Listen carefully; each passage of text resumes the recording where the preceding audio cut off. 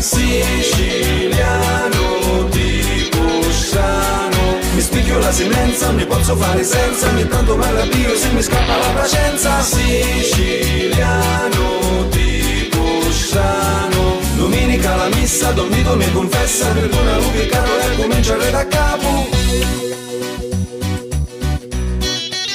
Ciao Picciotti da Ignazio Siciliano di Postrano, è un giorno 2024. Tu non sai come mi chiamo io? No! Mi chiamo Ignazio No! e sono siciliano. Non sei strano. No, oddio, un po' sì, però non lo sapevo come mi chiamavo. Quando me l'hai detto ho detto ok, è una DJ di Radio su base con Ignazio Failla. Ignazio Failla. Ah, sì, dove la vedo? Da Sisi. Sotto Sotto al Monte Spasio, ecco perché si chiama Radio Spasio. Anzi, se volete ma venire a se vedere io vorrei andare a visitare Radio su base, è possibile? certo, tramite bonifico tu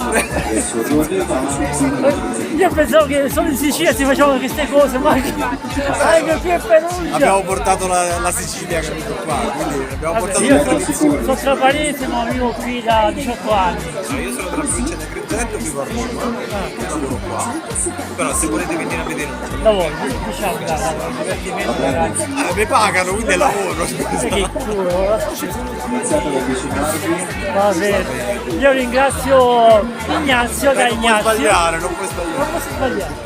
Mi saluti i trapanesi e siciliani. Volentieri, ciao Picciotti.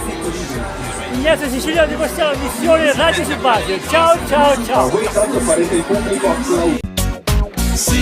Siciliano di Cusciano, mi spicchio la semenza, non ne posso fare senza, ogni tanto mi arrabbio se mi scappa la pazienza. Siciliano di Cusciano, domenica la messa, Don Vito mi confessa, perdona l'ubicato e cominciare da capo.